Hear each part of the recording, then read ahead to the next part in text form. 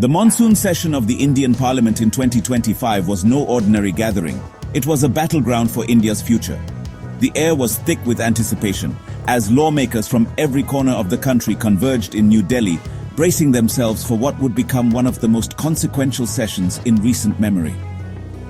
Under rain-soaked July skies, Parliament echoed with the urgency of a nation reeling from a brutal terror attack and facing global economic headwinds. The relentless downpour seemed to mirror the mood inside the chambers, tense, uncertain, and charged with emotion. Every corridor buzzed with speculation, and every conversation carried the weight of national crisis. The Pahalgam massacre and the government's fierce military response, Operation Sindoor, dominated the agenda, pushing other issues to the sidelines.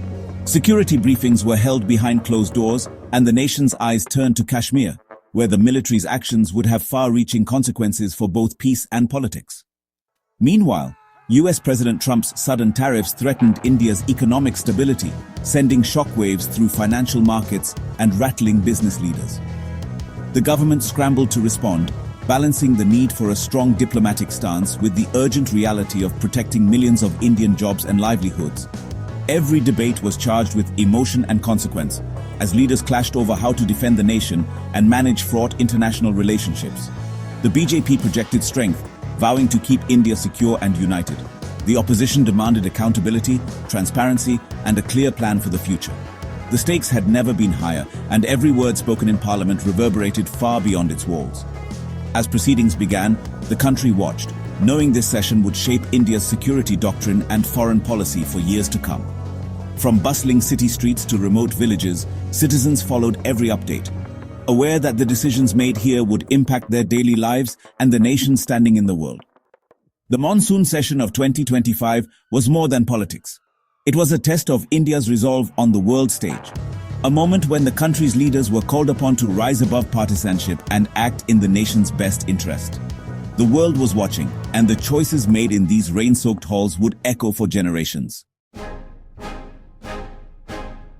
The Pahalgam terror attack on April 22, 2025, was a national trauma that sent shockwaves through every corner of India. The country awoke to the grim news, and a heavy silence fell over the nation as the scale of the tragedy became clear. 26 innocent pilgrims on a journey of faith and hope were murdered in cold blood. The brutality of the attack left families shattered and communities in mourning, their grief echoed in candlelight vigils and tearful prayers across the country. The sheer savagery of the assault demanded an immediate and decisive response. Within hours, the government announced Operation Sindoor, a bold, public military campaign designed to dismantle the terror network responsible and send a clear message to those who threaten India's peace. Operation Mahadev, a crucial component of Sindoor, targeted the masterminds behind the attack. In a series of swift, coordinated strikes, top Lashkar-e-Taiba operatives were eliminated. The Home Minister, addressing a tense nation, emphasized India's new, uncompromising stance against terror, one that would not hesitate to act, no matter the cost. This marked a dramatic shift from the restraint of previous years to a policy of open, sustained retaliation. The government's resolve was clear. India would no longer be a silent victim. The operation's name, Sindoor, a sacred mark of protection and honor, was chosen deliberately. It framed the campaign not just as a military response, but as a defense of the nation's dignity, its traditions, and the sanctity of its people. The opposition, while united in condemning the attack, raised urgent questions about intelligence lapses and the government's preparedness.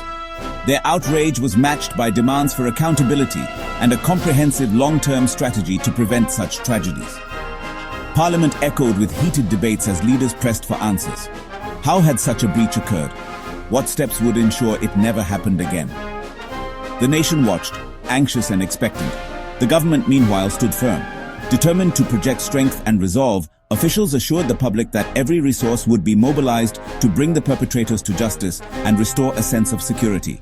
The memory of Pahalgam and the ongoing military response set the tone for a parliament and a nation demanding not just justice, but a future free from fear.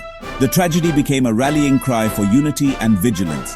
The debate was no longer just about policy or politics. It was about the very soul of the nation and the unbreakable will of its people to stand together in the face of terror. The government's message in Parliament was clear and unmistakable. In a session marked by urgency and gravity, leaders from across the political spectrum gathered to hear what would become a defining moment in India's approach to national security. India would no longer tolerate terror or diplomatic double standards. The era of ambiguous responses and restrained rhetoric was over. The government declared that the safety and sovereignty of the nation would take precedence over all else, and that any act of terror would be met with a firm, unyielding response. External Affairs Minister S. Jaishankar took the floor, making headlines by announcing the suspension of the Indus Water Treaty with Pakistan. His words echoed through the chamber. Blood and water will not flow together. This bold move signaled a dramatic shift in India's foreign policy, using water as leverage and sending a clear warning to those who would threaten India's peace. Home Minister Amit Shah followed, his tone resolute. He vowed to eradicate terrorism from Jammu and Kashmir, directly blaming previous Congress governments for years of appeasement and inaction. Shah's words were not just a critique of the past, but a promise of a new, uncompromising future. The government also made it clear that international pressure would not dictate India's actions. Jaishankar revealed that even when the United States warned of a possible Pakistani attack, Prime Minister Modi stood firm, insisting that India would respond on its own terms, not according to foreign expectations. No more dossiers, only decisive action. The days of merely compiling evidence and waiting for global sympathy were over. India was ready to act, swiftly and decisively, to protect its people and interests. Shah reignited the debate over Pakistan-occupied Kashmir, declaring it India's duty to reclaim lost territory. This was not just rhetoric, but a call to action, signaling a willingness to challenge the status quo and assert India's claims more forcefully than ever before. The new doctrine was unapologetic. India would set its own red lines and enforce them with force if necessary. The government's stance was clear. India would no longer be reactive, but proactive, shaping its own destiny and security environment. The session marked a turning point in India's security policy, ushering in a new era where national interest and security would be protected with unwavering resolve, regardless of external pressures or past hesitations. As the government laid out its case, the opposition's demand was singular. Prime Minister Modi must answer for the nation's security. They argued that only the PM could address the gravity of the Pahalgam attack and Operation Sindoor. The government insisted Home Minister Shah was the right authority, but the opposition saw this as evasion. The standoff escalated, with the opposition staging a dramatic walkout from the Rajya Sabha. Their protest was a pointed message. A debate on national security was incomplete without the Prime Minister's accountability. The empty benches became a symbol of the deep divide in Parliament. The absence of the Prime Minister turned a policy debate into a battle over democratic responsibility. The session's drama was as much about leadership as it was about policy. The debate quickly turned personal, with the BJP attacking the Congress for a decade of appeasement and weak responses to terror. Home Minister Shah contrasted the Modi government's military actions with the UPA's reliance on dossiers and diplomacy. The BJP positioned itself as the defender of national security, while the opposition accused the government of politicizing tragedy. The Congress countered with questions about intelligence failures and the risks of escalating conflict with Pakistan. They warned that suspending the Indus Water Treaty could have dangerous consequences. The House was split, one side championing strength, the other warning of recklessness. The debate exposed deep ideological rifts over how India should confront terror. As Parliament debated security, a new crisis erupted. President Trump slapped a 25% tariff on all Indian goods, threatening key export sectors. Trump cited India's own tariffs and trade deficit, but also linked the move to India's ties with Russia and its role in BRICS. The tariffs were more than economic. They were a challenge to India's strategic autonomy. The government now faced a dual test defending national security and protecting the economy. Indian exporters braced for impact, while policymakers scrambled for solutions. Trump's move was a stark reminder that global politics and economics are inseparable. India's response would have to balance pride with pragmatism. The government responded to Trump's tariffs with calm resolve, vowing to keep negotiations open while defending India's interests.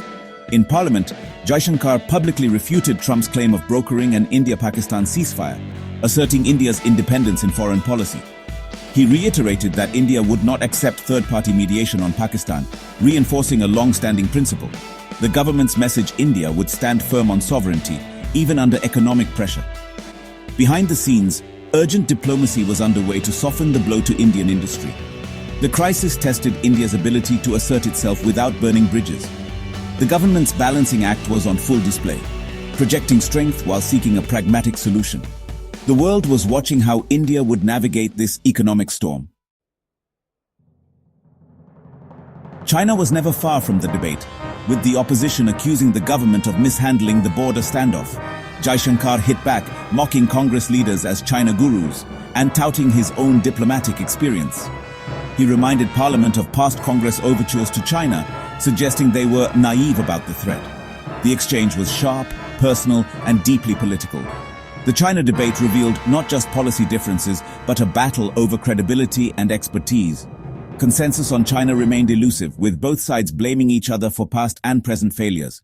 The session showed that even on national security, politics often trumps unity. The 2025 monsoon session was a crucible for Indian democracy. Fiery debates, walkouts, and high-stakes decisions. The government's new hardline on terror and the US tariff shock forced India to rethink its place in a turbulent world. The opposition's demand for accountability clashed with the government's push for decisive action. The session exposed deep divides over how to balance security, diplomacy, and economic interests. India's path forward is uncertain, but the session proved the nation is unafraid to debate its destiny. The choices made now will shape India's role as a regional and global power. The world is watching as India asserts itself, confident but facing new risks. The monsoon session ended, but the questions it raised will echo for years to come.